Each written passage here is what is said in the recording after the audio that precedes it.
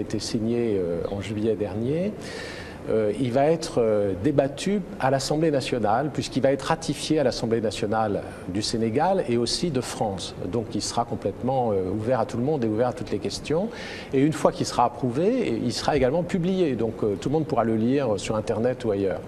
Maintenant, sur son contenu, il y a deux contenus dans la coopération militaire. Il y a celle que fait l'ambassade de France elle-même. Et là, nous avons par exemple une quinzaine d'officiers français qui sont sous uniforme sénégalais, donc dans l'armée sénégalaise, et qui sont des experts, si vous voulez, et qui surtout apportent à l'armée sénégalaise des conseils techniques et des formations sur des sujets très précis. À l'école de Thiès, par exemple, le directeur des études est actuellement un officier français. Et nous faisons aussi des dons de matériel. Ça, c'est la coopération de l'ambassade. Il y a la coopération maintenant par les éléments français au Sénégal.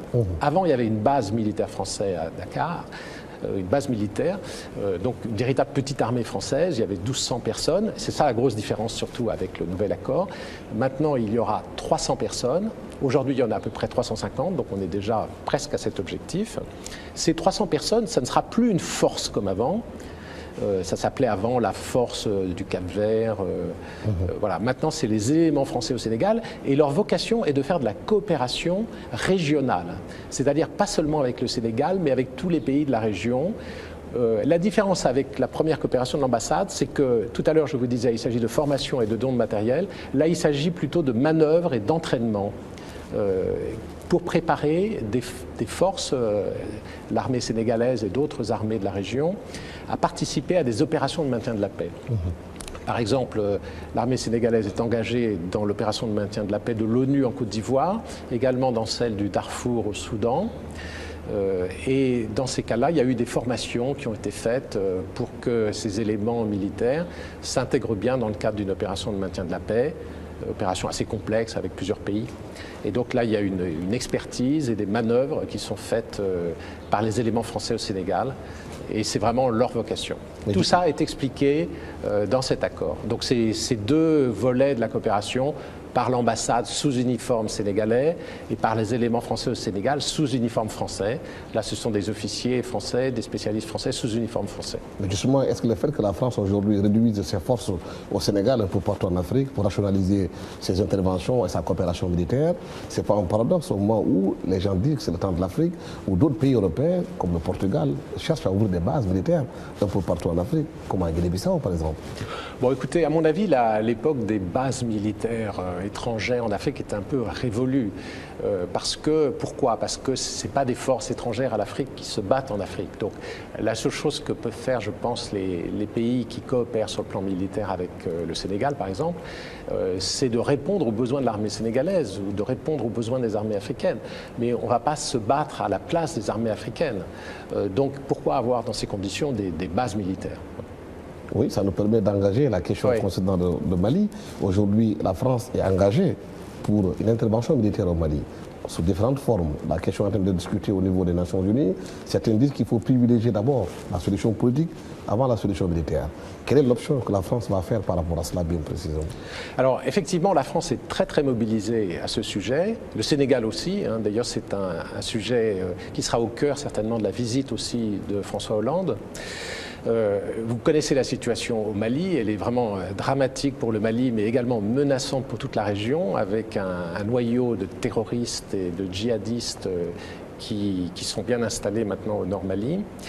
Il y a eu des avancées récemment, en particulier la CEDEAO et le Mali se sont entendus maintenant sur ce qu'il fallait faire.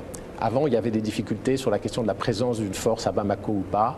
Tout ça a été résolu. Donc ça, c'est la première avancée. La deuxième avancée, c'est que le Mali a fait une saisine officielle, a écrit une lettre signée du président et du Premier ministre du Mali pour demander l'aide de la France, mais également de l'Union européenne, de la CEDEAO, bien sûr, et aussi au Conseil de sécurité. Donc il y a une demande officielle faite par les autorités maliennes. Et la troisième avancée qui est importante, c'est qu'il y a eu une réunion à très haut niveau le 26 septembre à New York, à laquelle étaient associés le président Macky Sall et le président François Hollande. C'était une réunion à la demande de la France pour examiner exactement ce qu'il fallait faire. Alors qu'est-ce qu'il faut faire? Quelles sont un peu les conclusions de cette réunion? Eh bien, voilà les phases, les prochaines étapes qu'il faut envisager. Je crois que, premièrement, il faut remettre en état de marche l'armée malienne. Donc, il va y avoir des formations de l'armée malienne par la CEDEAO et probablement aussi par l'Union européenne. C'est en cours d'étude. Ensuite, il faut créer une force africaine. Et pour ça, il faut faire appel à tous les pays volontaires. La CEDEAO, mais peut-être un petit peu au-delà aussi. Ça doit être discuté aussi avec l'Union africaine. Et la troisième étape, c'est d'avoir un concept d'opération, c'est-à-dire de savoir exactement qui commande cette armée, comment elle est composée et quel est exactement son plan. Ça ne peut pas être la France, ça peut être que les pays africains qui le font. La France ne peut apporter qu'une aide logistique, elle a dit qu'elle le ferait. Mais ce que fait la France et qui est important, c'est d'être un facilitateur dans tout ce plan. Et d'où cette réunion que nous avons sollicitée à New York au mois de septembre. Et maintenant, la France présente un nouveau projet de résolution au Conseil de sécurité cette semaine. Et cette résolution va prévoir ce que je viens de dire, la formation de l'armée malienne, la constitution d'une armée africaine.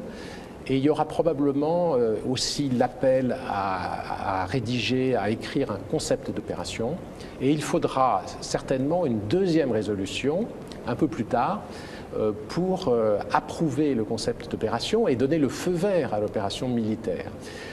Alors tout ceci doit se faire dans l'urgence. Alors il y a aussi le processus politique, un double processus politique, avec peut-être les groupes armés du Nord, si ces groupes acceptent de discuter sur une base raisonnable, c'est-à-dire il ne s'agit pas de changer la constitution du Mali, transformer le Mali en appliquant la charia avec des amputations et des lapidations, ce n'est pas acceptable pour les autorités maliennes et pour la population malienne. Il n'est pas non plus question de couper le Mali en deux. Justement. Voilà. Alors, s'il y a une discussion possible sur des bases qui sont quand même raisonnables, celle de Bamako, on verra. Mais il est plus probable que ces groupes ne sont pas sur cette logique, puisqu'ils sont sécessionnistes, terroristes et djihadistes. À ce moment-là, je pense que l'action armée est incontournable. Mais justement, avant l'action armée, ça va prendre du temps. Il y a des discussions qui seront engagées. En ce moment-là, les populations maliennes continuent à souffrir. Alors, il ne faut pas que les discussions retardent l'opération militaire. Je crois qu'il y a ce plan qui doit se mettre en place, se mettre en œuvre, formation, création d'une force africaine. Ça va prendre du temps, mais il y a urgence d'agir. Tout le monde est d'accord qu'il y a urgence d'agir. Et maintenant, il y a un consensus international sur l'urgence d'agir, c'est-à-dire que tous les pays membres du Conseil de sécurité, en particulier les 15 pays membres, reconnaissent qu'il est urgent d'agir. Donc, d'où les discussions qui ont lieu en ce moment même de nouveau à New York et qui ne vont pas cesser jusqu'à que ces deux résolutions, celle qui appelle à mettre en place tout cela et celle qui donne le feu vert pour l'opération militaire, tout ceci devrait se faire, je l'espère, avant la fin de l'année. Oui, mais cette opération demande des préalables. C'est l'accord d'abord de l'Algérie par rapport à son implication ou bien la surveillance de ses frontières par rapport à cette intervention qui doit intervenir au Nord-Mali. Aujourd'hui, l'Algérie, sa position est un peu ambiguë. Alors, la position de l'Algérie, c'est de dire qu'il faut continuer de dialoguer, de discuter avec les groupes. Je crois que sur ce sujet, tous les pays membres du Conseil de sécurité estiment qu'il faut discuter surtout avec l'Algérie pour que l'Algérie... Pourquoi avec l'Algérie ? Pourquoi avec l'Algérie? Pour la raison que vous venez de dire, c'est-à-dire que l'Algérie a effectivement une analyse et une vision un peu différente de celle du Sénégal, de la France et des autres membres du Conseil de sécurité, y compris les États-Unis, la Russie et la Chine. Donc l'Algérie va certainement renforcer ses discussions avec tous ses partenaires, avec la France. Le président François Hollande va aller en décembre en Algérie. Il est évident que ça va être au cœur de ces discussions en Algérie. Mais la Russie, la Chine, le Sénégal,